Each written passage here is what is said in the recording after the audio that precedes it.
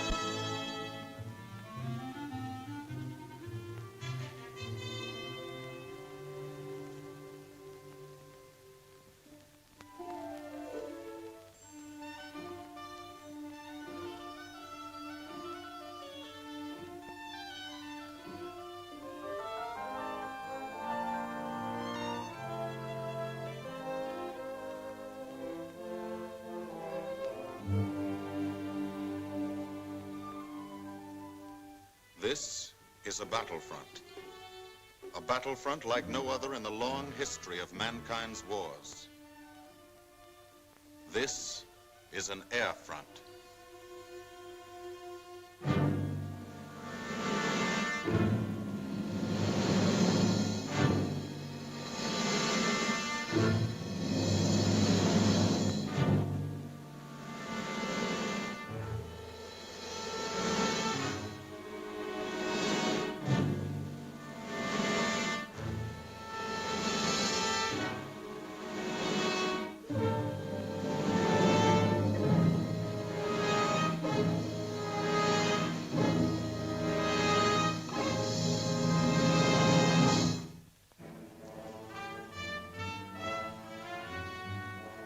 The working day begins, as it will end, with the ground crews, as much a part of the fortress as her wings.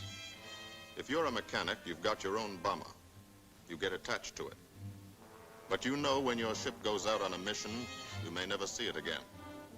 So you do your work as well as it can be done, perfectly, because you wouldn't want anything to go wrong that would be your fault.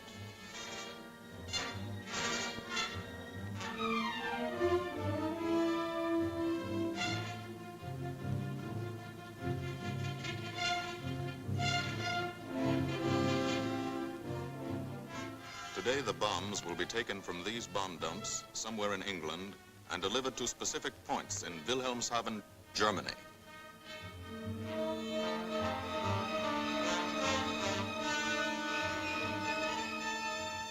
To deliver them is the job of the 8th Bomber Command, just a hauling job, yet one of the most difficult and complicated of military operations.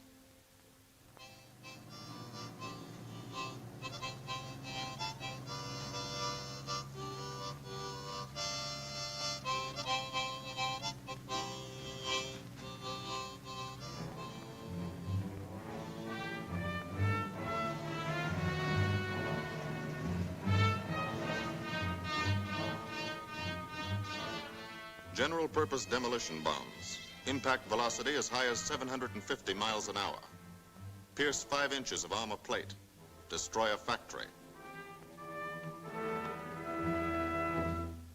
Briefing at 0800. Pilots, bombardiers, and navigators take their places. The group commander, Colonel Stanley Ray, steps up to the target map, and for the first time you learn where you're going. Sometimes your face turns white when you find out. Sometimes the feeling you won't come back tightens your insides. Not so long ago, you were sitting like this in a college or high school classroom, not listening too hard, perhaps even a little sleepy. But you listen here. And as you listen, you don't have time to think of yourself. Fear fades. You concentrate on the mission, type of formation, assembly point, 0 hour, route to target, weather, enemy fighters, enemy flak, route back home. If forced down in enemy territory, destroy equipment. If taken prisoner, give no information. Name, rank, and serial number. That's all.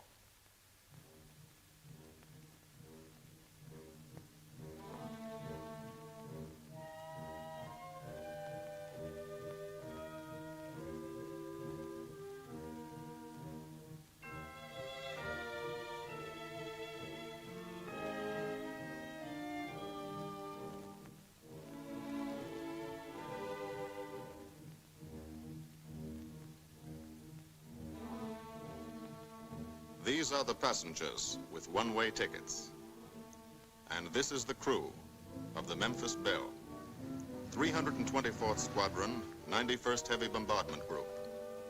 Just one plane and one crew in one squadron, in one group, of one wing, of one Air Force, out of 15 United States Army Air Forces.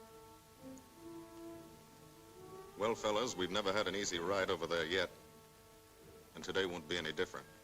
No escort except unfriendly, so keep your eyes peeled. Don't get excited and yell when you're talking on the intercom. Save your ammunition and make your shots count. And let me know what goes on back there, Quinlan. Yes, sir. Stay on the ball, gang, and she'll bring us back like she's always done. Okay? Let's go.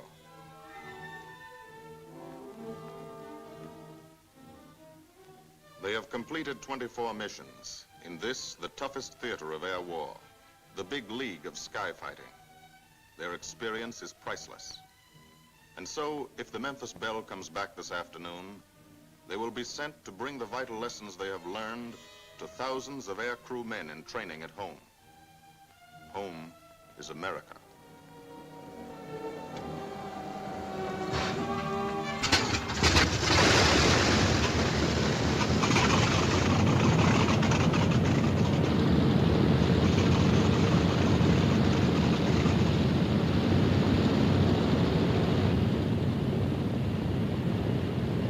This is a battlefront, like no other in this or any war.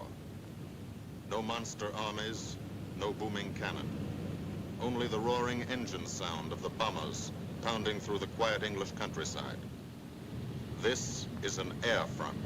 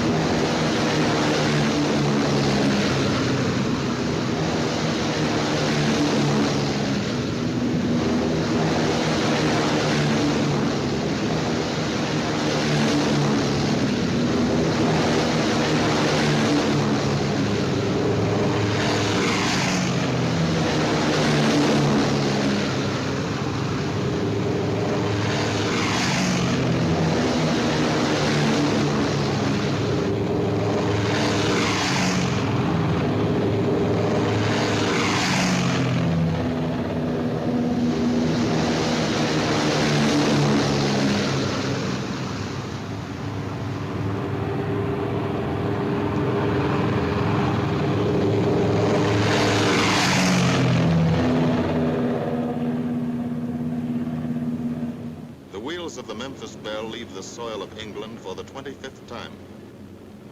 The friendly soil of England, with its ordered farms and rural hamlets, its country estates surrounded by formal gardens and well-kept parks. The England these Americans knew only from the classics they had to read in school. The England of the towns and cities, whose people have defended their island's freedom for over 1,000 years. But today, their countryside has changed. Today, their island has been converted into a gigantic bomber field, a super aircraft carrier anchored off the shores of Fortress Europe, with hangars and machine shops, with hundreds of dispersal points, perimeter tracks, and concrete runways. This is England in its 5th year of war. And this is the new battlefront, the air front, from which we seek out the enemy.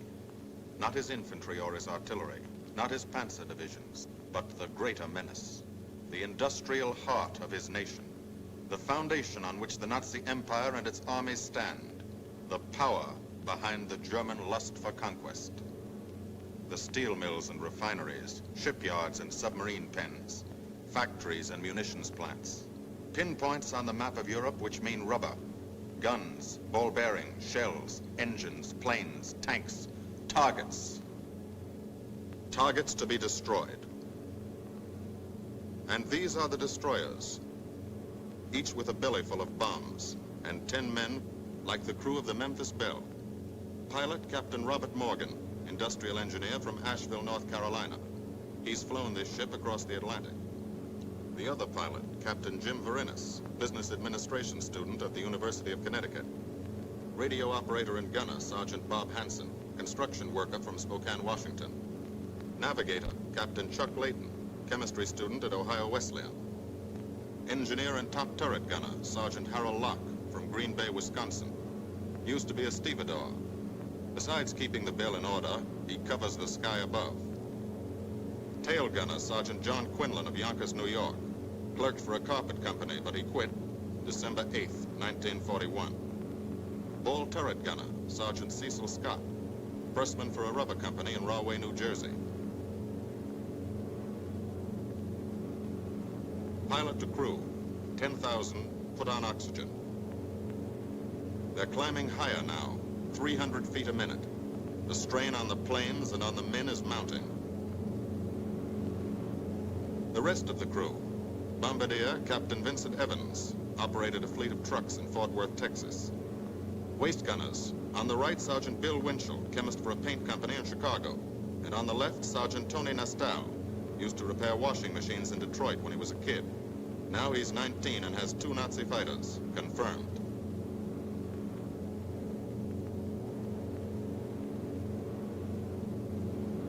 It takes all of a pilot's strength to keep a 30-ton fortress in tight formation. But the formation is the bomber's best defense against enemy fighters.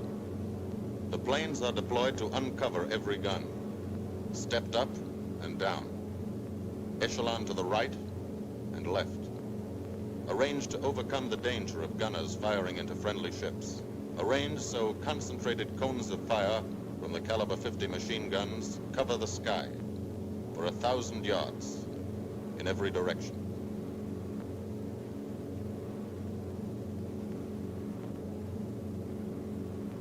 The friendly coast of England slips by below. It doesn't look like much now, but in a few hours when you come back, if you come back, this will be the most beautiful view in the world. Higher and higher, climbing to reach your best operational altitude, 25,000 feet.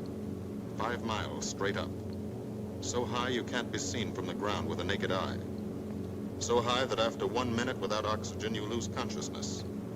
After 20 minutes, you're dead.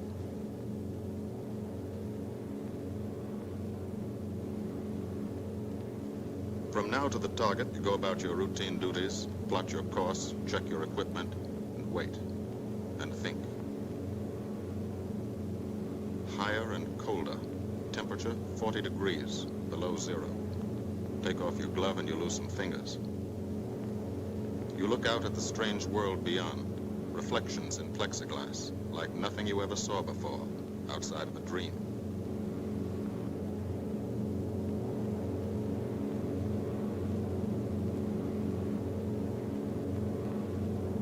Higher and higher, into the lifeless stratosphere, until the exhaust of the engines mixing with the cold, thin air condenses and streams the heavens with vapor trails.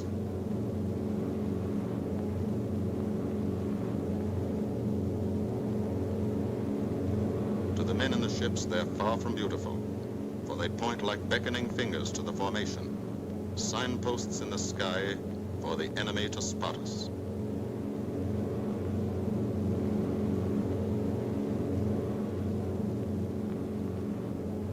For these bombers to accomplish their mission, a plan is needed. Carefully worked out, timed to the minute. The job is to bomb Wilhelmshaven effectively and economically. The enemy is strong, skillful, determined to stop us. Here are his defenses. Airdromes, well dispersed. Each plane indicates a staffel or squadron of fighters. Heavy anti-aircraft, highly trained and accurate, all along the coast and defending his vital installations. Radar to warn him of our coming. Here is our plan to divide his defenses and weaken his opposition. At 13:30 hours, shortly after takeoff, 6 groups of planes will be heading toward the enemy coast from 6 directions. The Blue Force, 100 B-24 Liberator 4-engine bombers. The White Force, 300 B-17 Flying Fortresses. The Green Force, 300 B-17s with an escort of 6 squadrons of P-47 Thunderbolts. A force of B-26 Marauders, twin-engine medium bombers with 6 squadrons of RAF Spitfires escorting. Almost 1,000 planes and over 8,000 men in the air. The enemy alerts all his airdromes. But which is our main force? What are our targets? Where should the Nazi controllers send their fighters? It's our job to make them guess, and guess wrong. A half hour later, at 1400 hours, the Blue Force will be heading east across the North Sea with the White Force following. These enemy fighters are tied down, waiting to meet them, and will not be able to attack the Green Force. These fighters must come up to attack the Green Force, and thus will be no threat to the Blue and White Forces.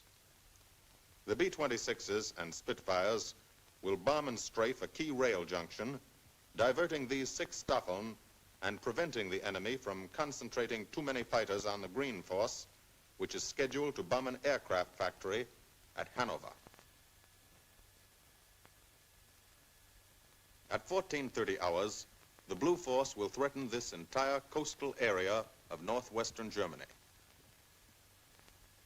Which target will it be? Flensburg? The Kiel Canal? Or will it turn suddenly and bomb Hamburg, Wegesack, or Emden? Actually, it carries no bombs at all. It's a decoy and keeps the fighters from the northern area busy while the White Force, the main effort, heads for the submarine pens of Wilhelmshaven. At 1500 hours, while the White Force is over its target, only a fraction of the available German fighter strength of the area can intercept it. Because of the Blue Force diversion and the simultaneous bombing of Hanover by the Green Force. This is the plan of battle for today, drawn up by the Combined Operations Planning Committee and approved by the Commanding General. The White Force, lead group, low squadron. We've crossed the invisible line of enemy radar. The Hun is expecting us.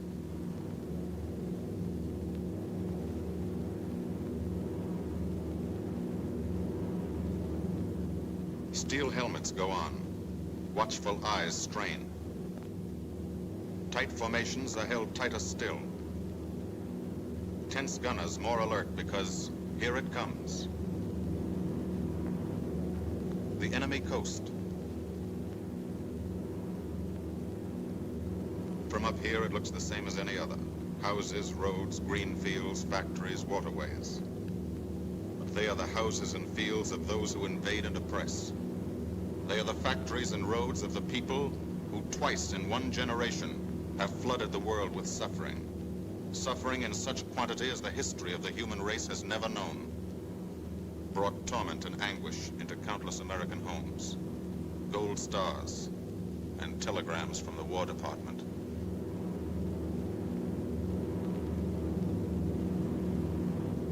The first flak, just harmless-looking, silent puffs of smoke. Only each puff is a shell exploding, throwing shrapnel around the sky. Exactly the range, accurate flak by radio prediction. 5 miles down, Nazi anti-aircraft batteries have calculated the altitude, speed, and course. Where will the next one hit? You try not to be there.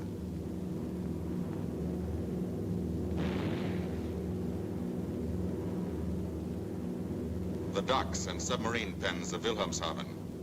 Approach to the target starts. No smoke screen can protect it.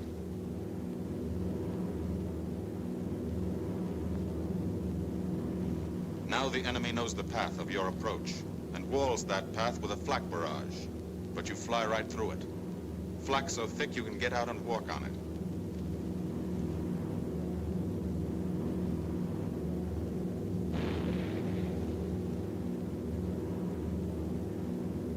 Morgan changes course every 15 seconds. Evasive action to confuse the flak batteries. Bomb sight set for correct altitude and speed. Bomb bay doors open. The bombing run begins. Pilot to bombardier. Okay, Vin, you've got it. Now Evans flies the Memphis Belle, controlling it through the bomb sight. And now we are most vulnerable. Committed to our bombing run, we can't dodge flak or fighters. Here's the first.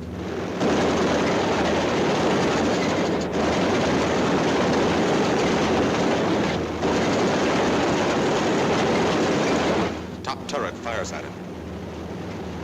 Evans must ignore the battle. Crosshairs lined up on target. Adjustments for wind drift made. 2 more fighters diving from 9 o'clock.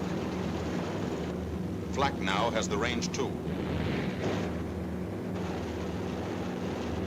They've hit this fort, but he keeps on his bombing run.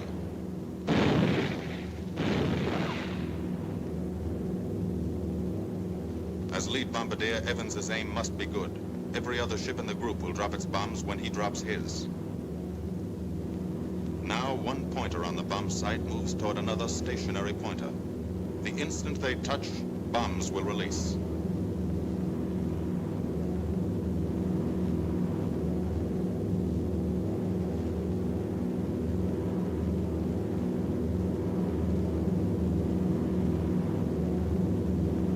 They touch. Bombs away.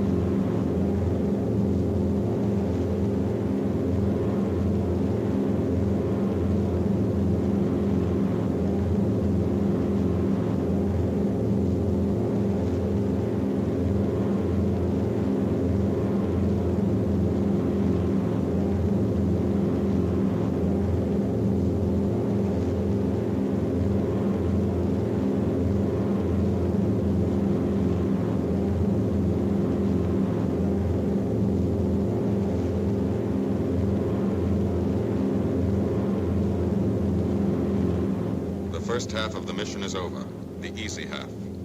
Now to get home.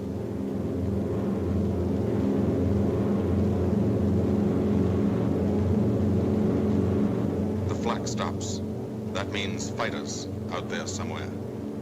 A staffer lurking behind that cloud, or hiding up in the sun where the glare blinds you, and you can't see them, waiting to dive down on you. Fighters at 6 o'clock. This is what a gunner sees. A speck in the sky. That's a fighter. And then a blink. That means he's firing at you. 2,300 rounds a minute.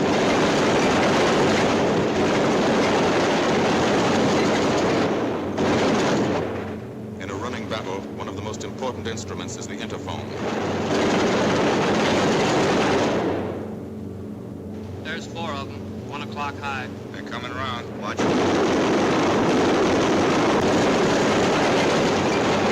2 fighters, 6 o'clock up, coming in. Diving out, Chief. B-17 in trouble out at 2 o'clock, watching. Got an engine on fire.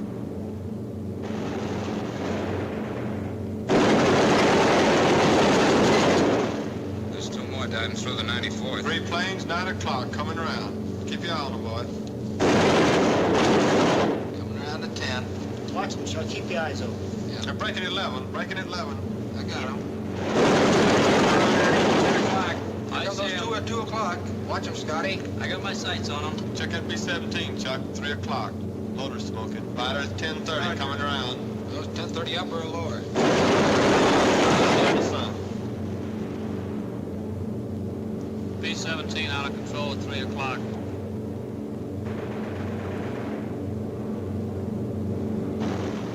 you guys, get out of that plane. Bail out. There's one. He come out of the bomb bay. Yeah, I see him. There's a tail gunner coming out. Watch out for fighters. Keep your eye on them, Bill. See any parachutes, Quinlan? 2 parachutes open, Flag Chief. at 9 o'clock.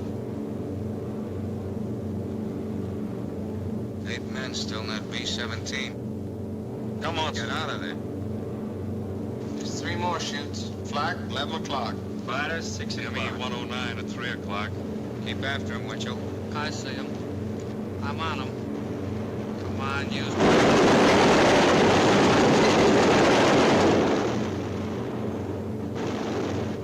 I got him. Quinlan, confirm that fighter. He got him, Chief. Look, he's bailing out. Don't yell on that intercom. Fighters, 10 o'clock. Watch those 2 at 12, Van. They're coming in. They're coming in, Scotty. Get that ball turret on him. Save the ammunition as much as possible.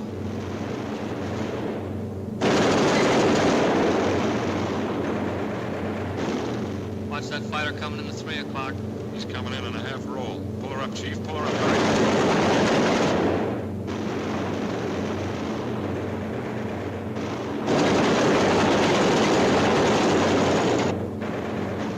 This fortress is hurt.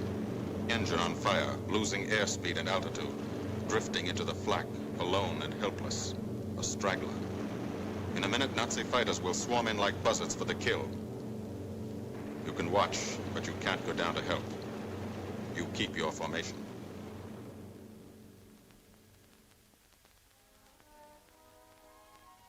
Here, too, the mission is being flown.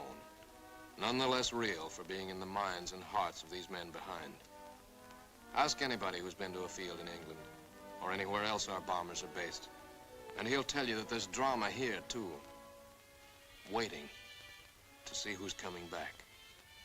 To watch them, you might not realize how tense these ground crews are. But they are tense, and plenty worried. In Air Force talk, this waiting is known as sweating out the mission. These men know the flight plan. Their watches told them when the bombers were running into enemy flak, when they were over the target, when they left the enemy coast. And now their watches tell them the bombers should be nearing the field. Every ear strains for the first sound of the engines. And then somebody hears them. And somebody sees the first faint specks in the distant sky.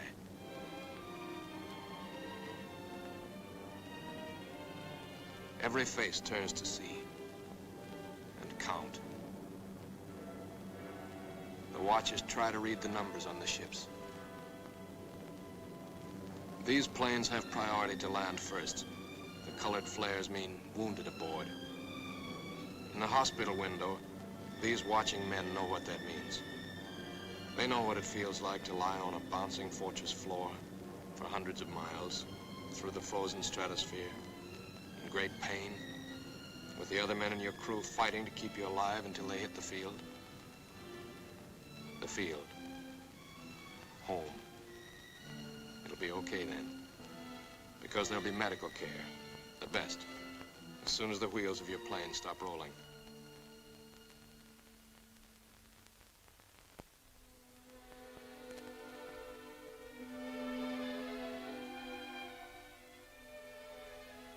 Head wound.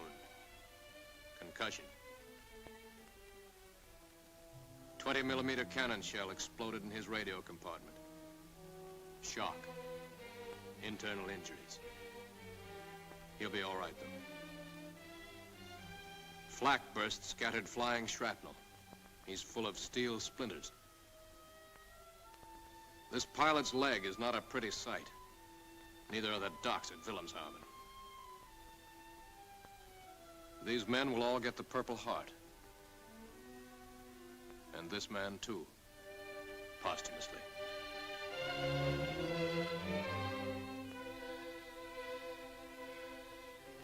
A transfusion right in the plane. This gunner's too weak to be moved. The new life-giving blood flowing into his veins might be the blood of a high school girl in Des Moines, a miner in Alabama, a movie star in Hollywood, or it might be your blood, whosever it is. Thanks. 36 planes left this field this morning. Now 6 more arrived. That makes 20 home. And this one's 21. More wounded aboard.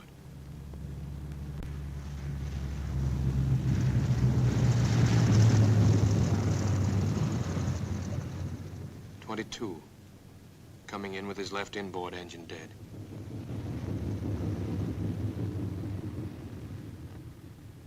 .23, with a feathered prop on his left outboard engine.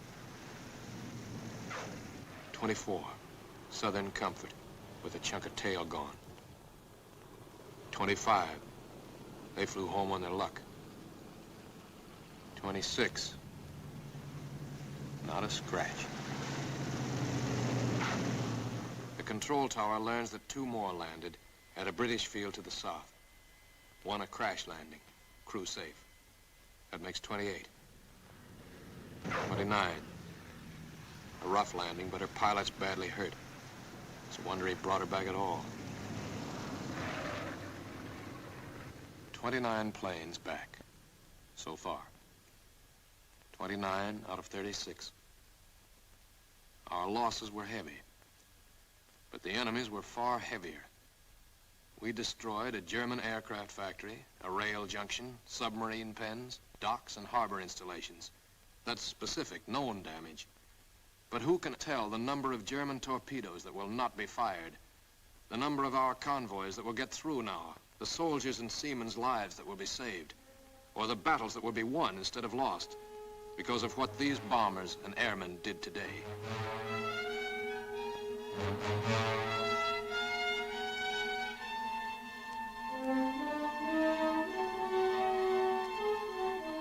Pilot and tail gunner. They can laugh now. Fire on the inboard engine did this. Flames streaked back and burned the stabilizer, too. Another crew luck brought back.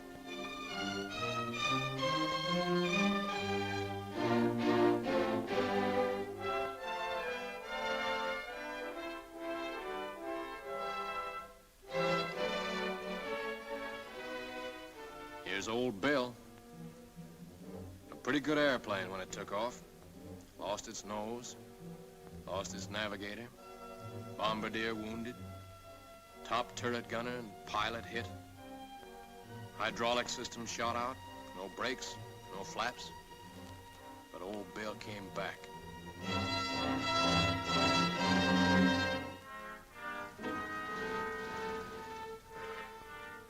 Now, among the returned crew members, talk flows like a river, talking out every detail of the mission. These are the faces of combat, faces of Americans who have watched their comrades die, faces that can never forget the enemy, and they're in no mood to have their picture taken.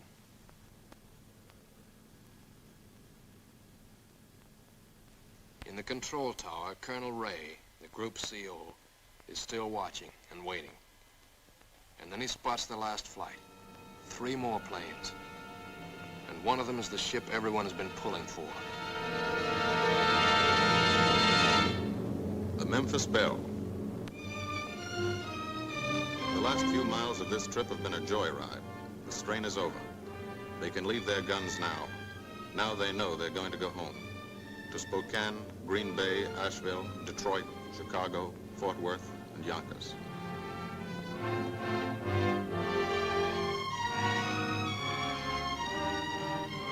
The Belle comes in for her landing, but first Morgan buzzes the field, cuts the grass with the giant fortress. It's against the rules, but this is a special occasion.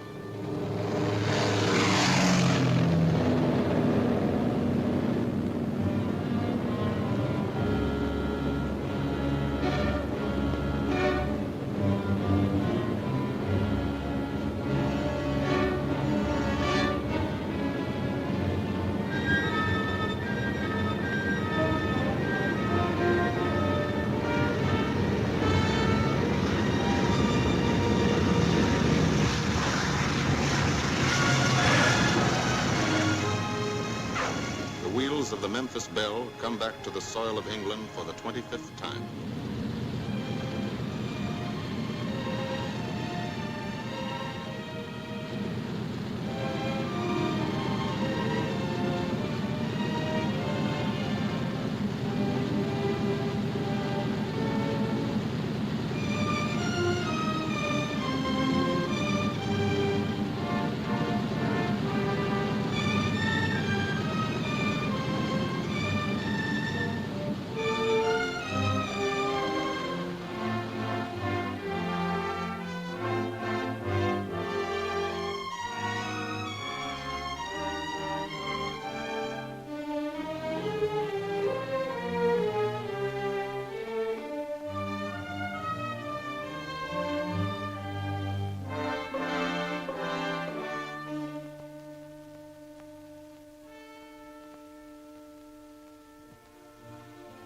This is a day they will never forget.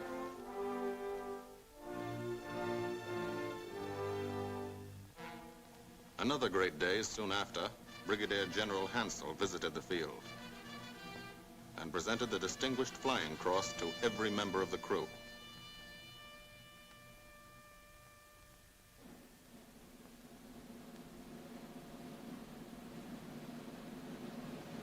And then there was another day.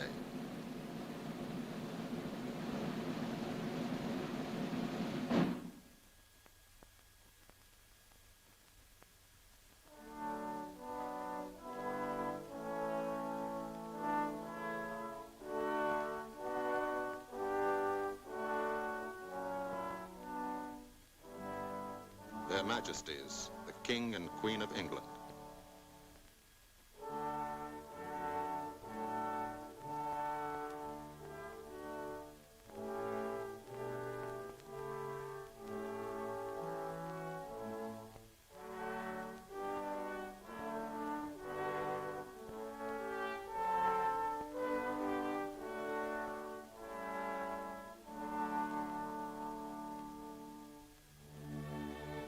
Johnny Quinlan never thought anything like this would happen to him when he left Yonkers.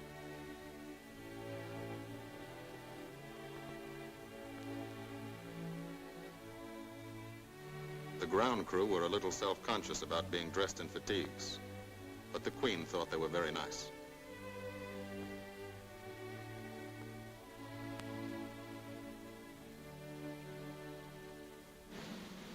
Finally, two more visitors came. General Acre, commanding the 8th Air Force, and General Devers, U.S. commander of the European Theater. The Belle crew received them in flying clothes, as General Acre read the order for what he called their 26th and most important mission: return to America to train new crews and to tell the people what we're doing here, to thank them for their help and support, and tell them to keep it up, so we can keep it up, so we can bomb the enemy again and again and again until he has had enough. And then we can all come home.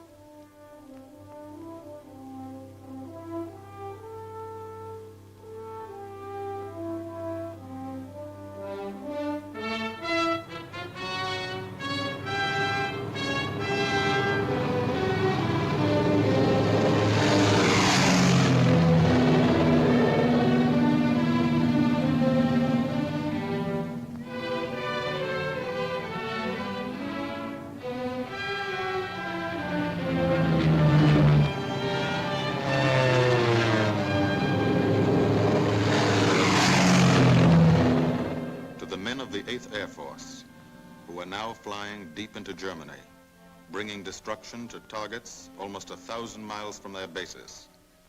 Destruction like this. And who have never once been turned back by the enemy. To those men, this film is gratefully dedicated.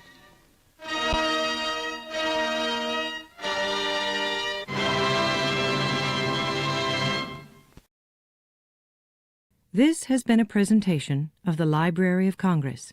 Visit us at loc.gov.